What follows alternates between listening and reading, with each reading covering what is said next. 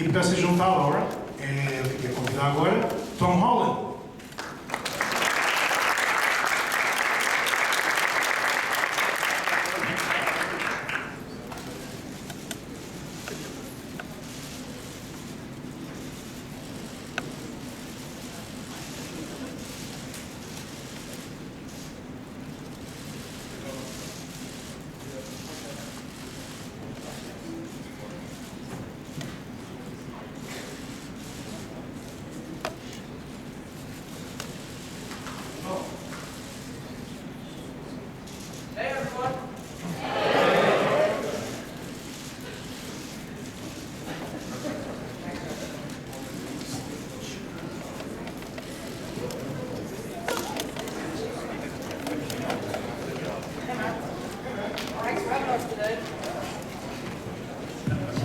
So these are the guys, and these are the guys. Hey, hello everyone. Nice Spider-Man mask, I like it. Love the effort. I saw two costumes back here to the left. See, it's right there. Oh, well, there you go. Oh, okay, yeah, you have headphones for translation. So we can, yeah, this is on, yeah.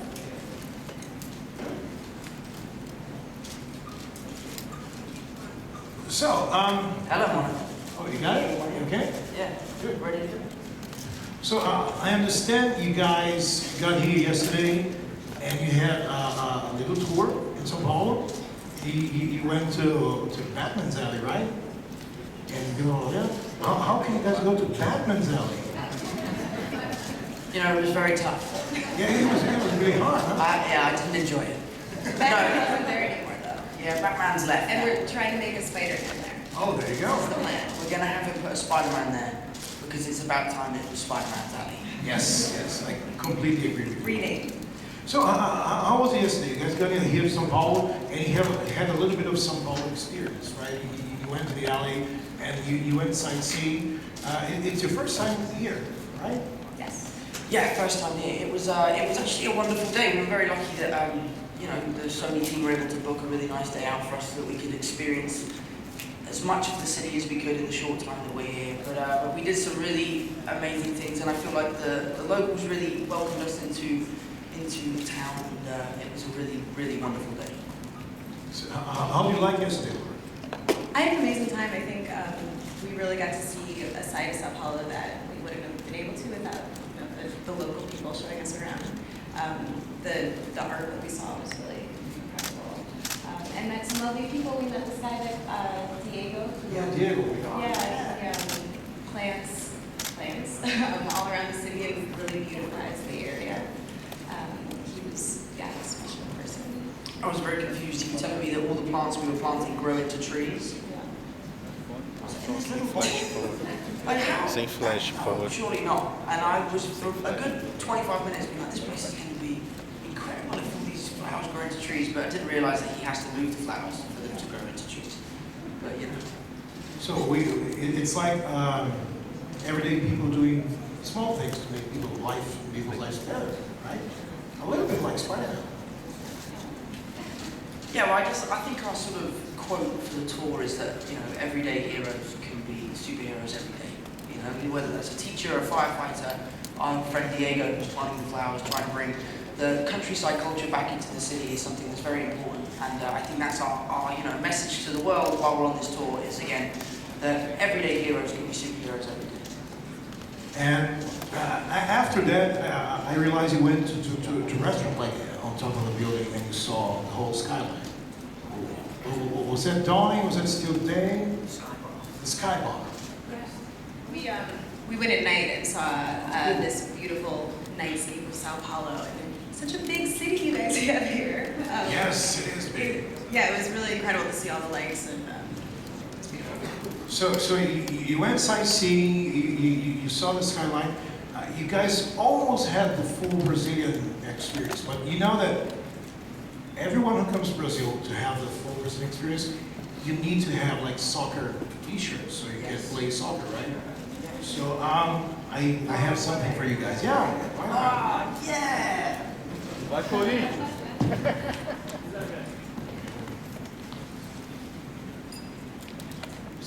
Oh, thank you so much. Am I open now? Yeah, sure. I want to see this one. It's like Christmas morning.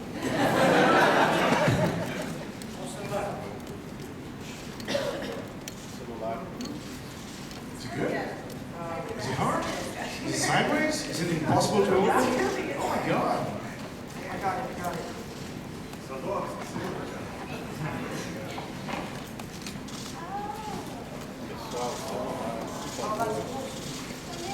Yeah.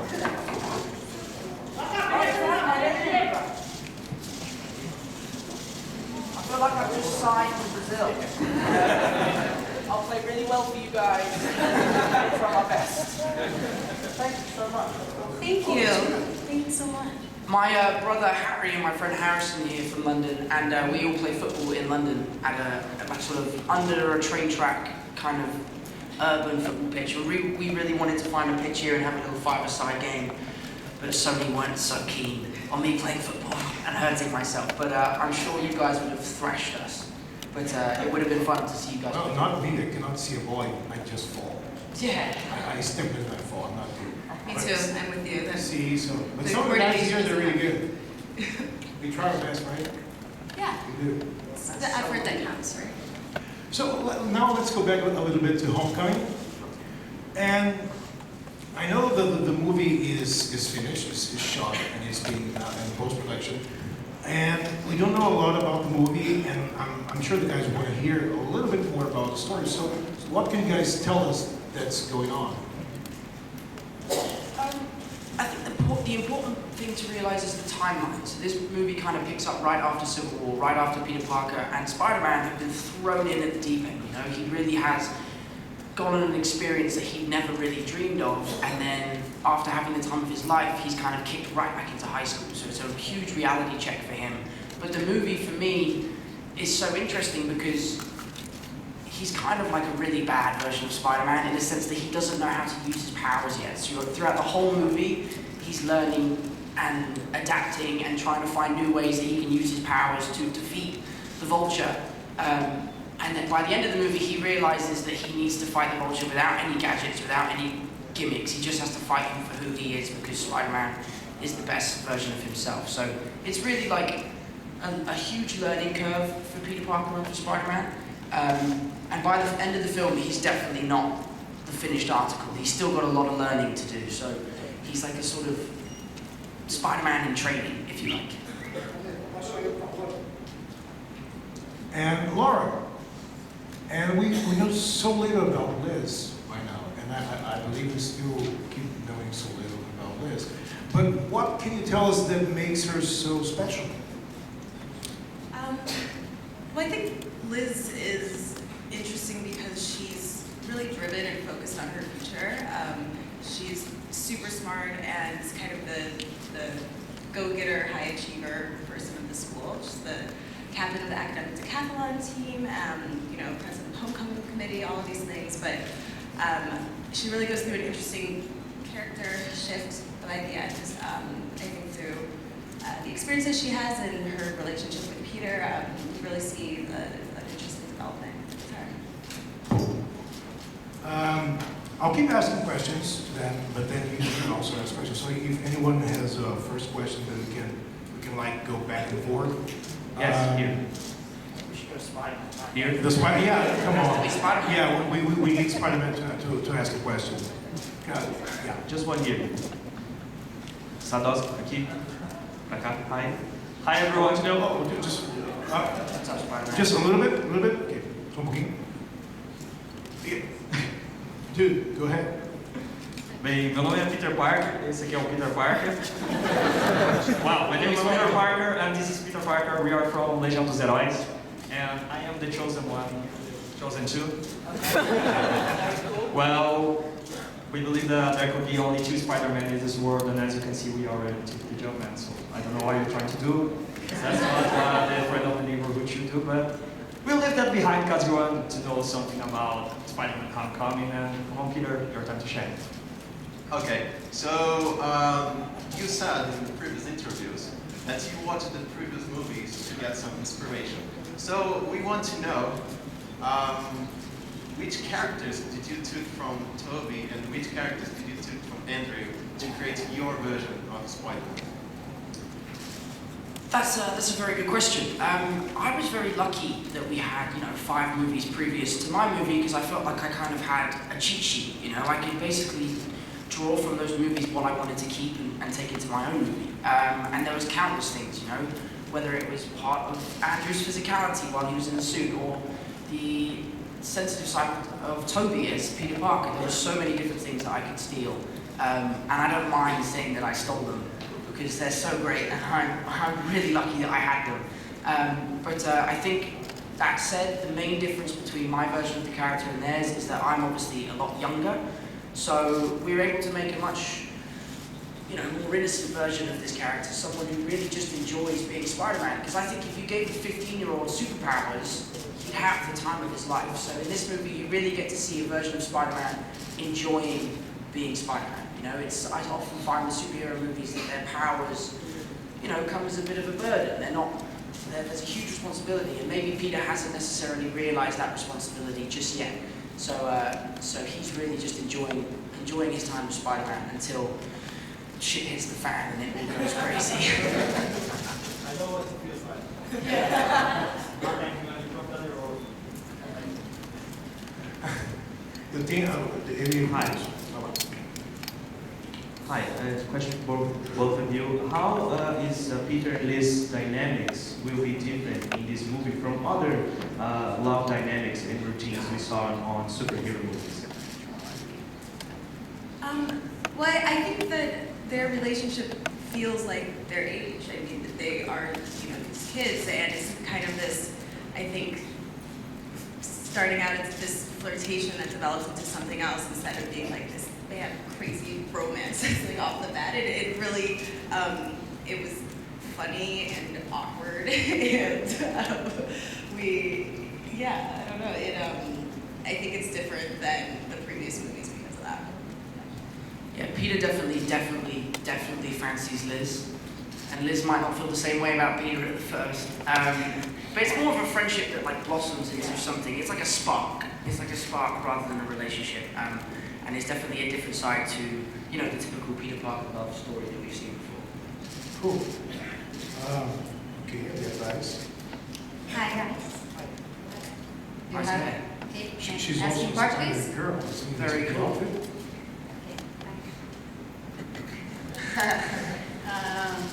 Do you have, can I ask in Portuguese? So, bom dia, gente. I'm fluent in Portuguese.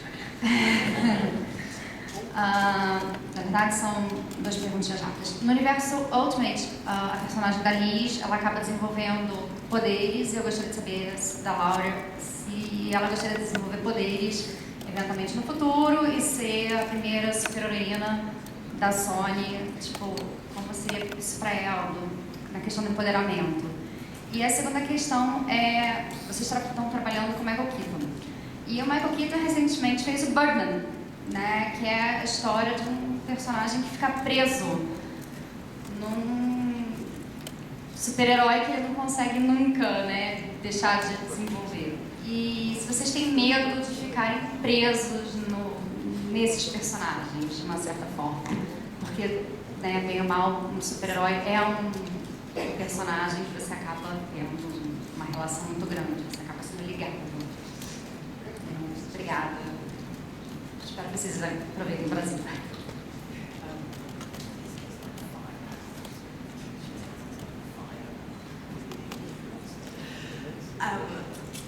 Yes, absolutely. I would love to have superpowers like Iron, but I do not in this movie. Who knows about the future? I was pretty jealous of Tom on set getting to kick some ass and fight the bad guys. I think Liz being a strong woman, that would be a really cool thing to happen, but who knows? I think the second part is more for you.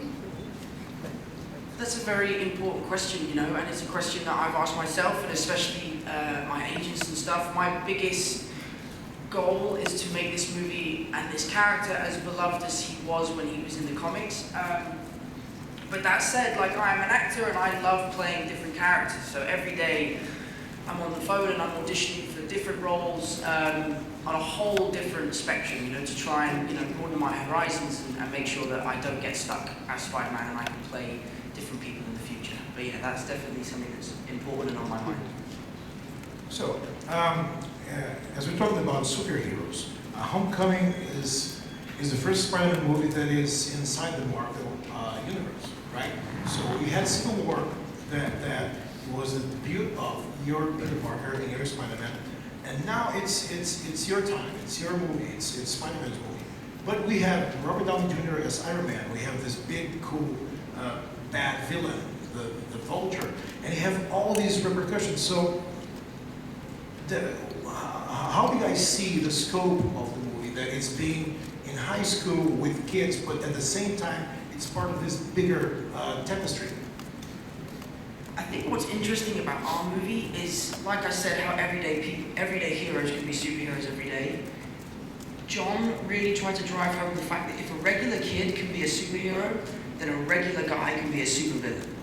So this is a movie. We've seen the billionaire, we've seen the god, we've seen the scientist. Now it's time to see the kid. And then the same for the villain. We've seen gods, we've seen aliens, we've seen robots. And now it's just time to see a regular guy who's really upset with what's happening in the world and he's standing up for himself. So I feel like it's a superhero movie set in a much smaller scale, but without losing that epic factor of a superhero movie. And how is it for you, Laura, seeing all this action going on around you? A lot of things, a lot of stunts that you sort of like, am I going to do that? So how is it shooting that? I had one stunt, which was pretty awesome. I'm really excited for everyone to see it. I have never done anything like that before, but it was cool working with the expert over here. Like, it made me much more comfortable. I was pretty terrified. But I loved it, and I've always loved superhero movies and films like this, so to be in it, in those incredible, huge action scenes was surreal. It was so cool. I remember when Laura did her stunt, that was the day your mum came to set. Yeah, my mom was there. She was having a heart attack, my poor mother. And she was there watching me, very near to death. And yeah, the monitor, her face was just like closed white, and she was screaming in the background. It's a movie. Yeah. She's okay. I remember, I think that shot's actually in the trailer. I remember like holding Laura, and we were pretty high up when we were doing it, and Laura was a little nervous, like, don't worry, I got you. Truth be told, I did not got you. You did not got me. So, Laura, how is it that you got the part? How was the process of you getting the part of Liz? It was, so I had an initial audition that my agent sent me, just went to like any other audition, and I saw that it was for Spider-Man, and it was sort of this thing of like, wow, that's really cool. There's no way I'm gonna get that. Was not expecting this to happen, but I had another audition and another, and then I met Tom in a screen test, and we had a great time. I think I scratched Tom, and he still has a scar from my screen test. So I was supposed to be pulling him across the room and scratch him somehow, but maybe it was good luck. So yeah, it was not as long as Tom's process, but it was a long one. And Tom, I know the process was a pretty awesome process of casting, right? I'd say awful, but sure. I remember when Sony finally released that they were recasting Spider-Man, I just rang my agents and said, guys, please get me an audition. I just want to audition. That's it. I just want to get in front of Marvel so they know who I am. So in years to come, I could be in a superhero movie. So I did these self-tapes. I did 5 self-tapes, and as an actor, you have to do a thing called an ident, which is where you say, hi, I'm Tom Holland, I am 5'8", I'm from London, I'm 20 years old, but I went backflip. Hi, I'm Tom Holland, side flip. I'm from London, side flip. I like to do gymnastics. Please give me the role. Yeah, so I did 5 auditions, 5 self-tapes, and then did an in-the-room audition. I then did 2 screen tests. My first one was with Robert Downey Jr., and my second one was with Chris Evans. And the whole process of becoming Spider-Man took over my life. Like every second I was on Instagram, scrolling, trying to find out news, and I actually eventually found out that I got the part through Instagram. No one called me. They just posted it on my Instagram. I went nuts. I started freaking out. I couldn't believe it. I was going absolutely crazy. And then Kevin Feige called me, who is the boss man. You know, he's a big cheese. He was like, "Hi Tom, I've got great news. I'd like to let you know that you're playing Spider-Man." I was like, "Dude, I know. You put it on Instagram. You're a little late." But yeah, as much as it was a very rewarding process, I think it was the most stressful time in my life. Wow. We have a question right in the corner. Hi, I'm Caio with Post Brazil. I have a question to both Tom and Laura.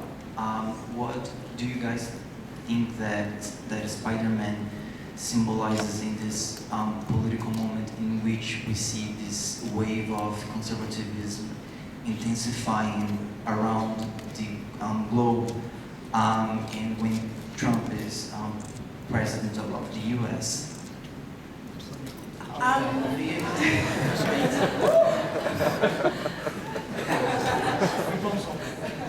I think Spider-Man being a regular kid, he was somebody who was given these extraordinary powers and rose to the occasion and is helping people in his life.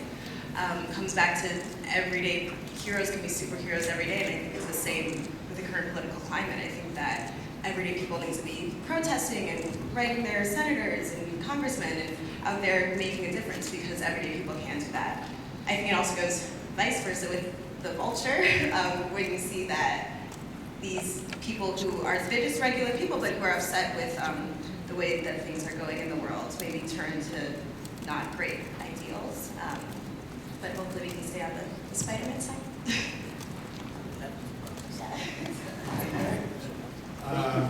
Aqui, bom dia a todos, sou Dinho do X-Manteiga. Hi Laura, hi Tom. Vou fazer a pergunta em português mesmo. Só queria contar um caso para ele. Em 2013, quando você abriu sua conta no Instagram, eu vi um dos seus primeiros vídeos dando um salto mortal e eu falei, temos o verdadeiro Homem-Aranha.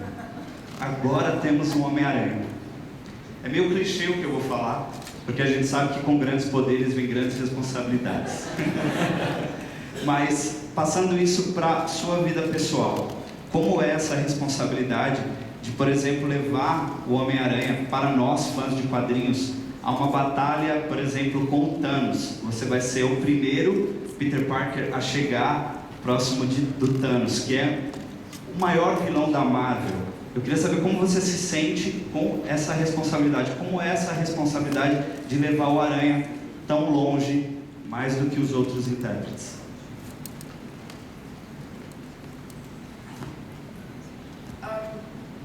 I think the responsibility for me lies in the fact that he's such a beloved character, and I think he is so beloved because he's so relatable. You know, I think it's a very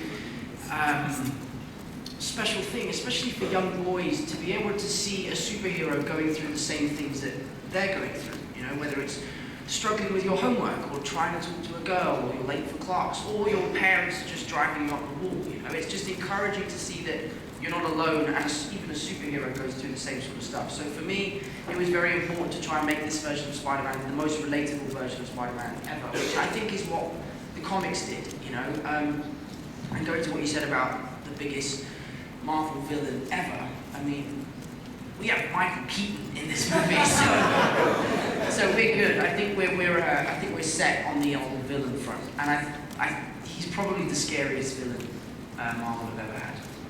Thank you. So, you guys were working with Downey and Marisa Tomei and Michael Keaton. Was it ever overwhelming when you guys get into the set and you see these guys? Wow, it's going to be a good work day. Well, there's that one scene that we can't talk about because you guys haven't seen it yet. But it's going to be good. It was so intense, you know, and it was an amazing experience to be in that sort of close proximity with these actors, you know, because it was you know, an amazing experience to be around them, let alone working with them. Yeah, just these actors that you've looked up, you know, our whole lives and careers, and then to be in such close proximity. I feel like I learned so much just watching Michael Keaton on set. Like, it was amazing. Everyone asked me what's the best piece of advice you got given, and the amazing thing about these actors is they don't need to talk to you to give you advice. You can just watch them work and take it from them. Robert Downey Jr. is someone who I would consider to be at the top, right? You know, he is the peak of what being an actor means. And he's 10 minutes early every day. He says hello to everyone on set. He's professional, he's hardworking, and he's just a respectful guy. So for me, that's like, it doesn't matter how much money you make, how successful you are, you have to remain the same. And that's what Robert does. Everyone loves working with Robert because he's just like a regular bloke who just happens to be Robert Downey Jr. So yeah, that was, I guess, the best piece of advice I got. And I was watching some videos from the beginning of Avengers Infinity War, and he kind of made you his camera guy.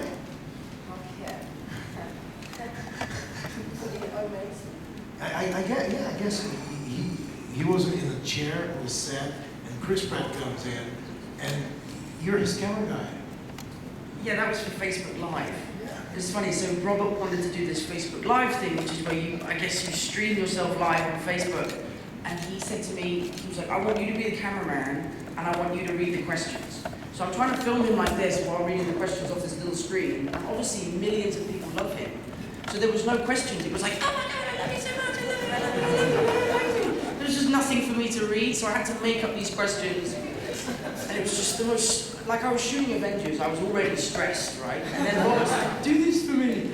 So it wasn't a great experience for me, but it was actually really funny. It went down really well. As you can probably tell, I have dots all over my face, which is part of a process which is called motion tracking, which I have no idea what it does, but I do it anyway because that's what I'm told to do. Hi. Oi, eu sou Emílio Faustino, do site C10. I should just keep these on, sorry that I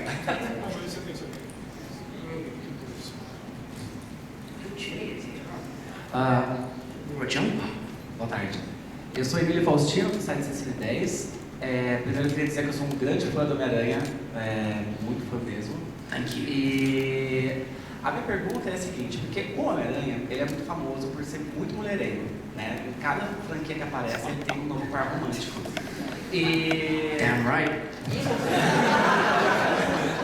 Em contrapartida, existe no universo paralelo dos fanfics muitas pessoas que shippam o Homem-Aranha com o Deadpool. E eu gostaria de saber se fosse proposto para você fazer o par romântico do Deadpool, se você toparia esse desafio, o que você acha da ideia? Fuck yes.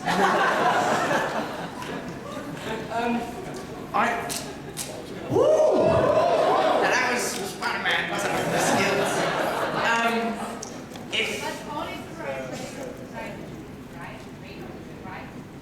I'm sorry, I didn't hear what you said. I think if I was offered the opportunity to do a movie with Deadpool, it would have to happen.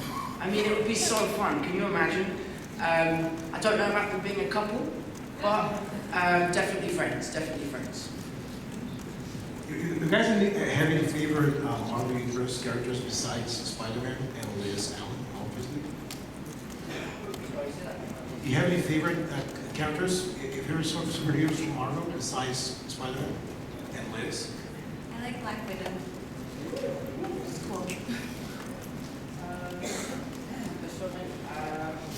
I really like Wolverine. I think Wolverine's really cool. There's a really amazing episode in Ultimate Spider-Man when him and Spider-Man swap bodies. Yeah. And Spider-Man wakes up and he's in Wolverine's body. I always thought that would be something really funny to do. I love Wolverine. I've always been a huge fan of Iron Man. I haven't read the new ones though. The new ones look amazing. But no, I think Iron Man and Wolverine are probably my favorites. And Black Widow. A gente tem duas perguntas. Eu tenho uma lá na frente, tem aqui. Well, good morning, guys. Rodolfo from Play TV. The challenges being on set. First of all, how physical did it get? And the second question is for Tom. We're talking about a well-known New Yorker. How was for you doing this accent? Was it difficult to assume this character, this New Yorker character? think I should answer this question in a New York accent. I think for me, the challenges of being on set were, welcome because he's such a loved character and everyone's going to watch this movie, and it was important for me to make sure that I did my best job I could possibly do. So whenever it was hard, I felt like I was doing justice to the character. I'm not going to stop doing this accent now that you know that I can do it. Whenever it was difficult, I thrived off that, because I love a challenge. But that said, sometimes, I think one day I didn't go to the bathroom for 11 hours or something like that, because obviously the suit has no zip, and to take it off, you have to take the whole thing off if you want to go to the bathroom. So I'd probably say that was the hardest part of the shoot, was just holding it in, But no, whenever it was difficult for me, it was just a reminder that I'm playing a character that's so beloved, so hard work is good work, I've forgotten your second question. It was to do with the New York accent. I actually went to a school in the Bronx, undercover, with a fake name, and I did an American accent to try and find out what American schools are like, because in England they're very different. And the biggest difference for me was being in a class with girls. I'd never done that. I've always been at an all-boys school, so it was a very, very informative experience. Flash, Tony Revolori, his character was inspired by my trip there, because there was no jocks, there was no bullies. It was like the rich kid, the posh kid who makes snidey comments about your clothes. So I think Flash has sort of come from that trip I had at Bronx School of Science. And I'll say, as a New Yorker, Tom completely embodied that and pulled it off, and sounds the part and acted the part. It was a New Yorker. The big thing, I had a few phrases that I'd say as a New Yorker, and I'd always go, yeah, was my go-to thing, and I can't stop saying that now. And all my friends are like, what are you doing? You're not from New York. But yeah, because my new... We have time for one last question. So, mas você tá com uma... O pessoal tá levando para você, então segura um pouquinho. Faz você aqui. A gente tem tempo para uma pergunta só, gente. Então, deixa ele fazer lá, que ele tá fugindo faz tempo lá atrás do lado da máscara. Mete pronto aí. Meu nome é Rogério Montanari, eu sou do Cinema com Rapadura. Just a little bit. Meu nome é Rogério Montanari, eu sou do Cinema com Rapadura. Eu também trouxe presentes, o pessoal já devia estar esperando isso. Trouxe presentes para vocês também. E eu tenho uma pergunta. Aqui no Brasil teve uma polêmica de que o último trailer do filme, ele contou demais o plot do filme, ele mostrou demais o filme. Eu queria saber se você acha que isso não é correto, se tem muito mais coisa para acontecer no filme, ou se realmente o pessoal deu uma exageradinha assim para poder chamar o pessoal pro cinema. Posso levar o presente? 100%.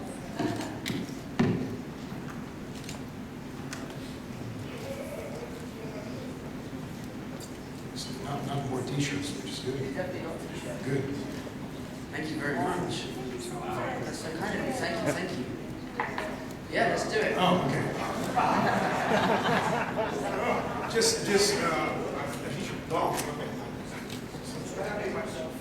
Tom, do you dance hip hop in movie? Sorry, buddy, say that again. Will you dance hip hop in movies? Do you dance hip hop in movie? You No. a dancer? No, I used to be a dancer when I was a kid. I definitely don't do any hip hop dancing in the movie. But you should watch the lip sync battle, which comes out in 6 days. I do some very fun dancing in that one. But back to your question about the trailer. There's a lot of secrets that are given away, but believe me, there are far more to come. You may have seen the trailer and feel like you've seen the whole movie, but There's so much more coming. There's so much more So coming. many plot twists and It's turns. crazy. There's a plot twist that I didn't even know about. It was so secretive that I was watching part of the movie the other day, and I was like, wait a minute, what? No, how did, it's amazing. There's going to be some really, really fun twists and turns. Nick Fury wrote the movie. Secrets, inside the secrets. Guys, I guess that's it for today. We're gonna wrap it up. So, Deixa eu dar para ele isso aqui. You want to give the mask? Você quer dar a máscara? Isso. Vou me dar aqui. I believe you have a mask, but you're gonna have Deus Aranha, é nóis. You have. Wow, this is really cool. Oh, that's awesome. You That's so cool. Oh, that's awesome. Thank you, man. I really appreciate that. That's so kind of you. Thank you. And I think you have a mask, a new one. Should I don the mask? Watch the internet go crazy. Anyway, thank you guys. Today's been amazing. Thank you guys. That was Thank awesome. you so much. Thank you so much. Thank you. Come on.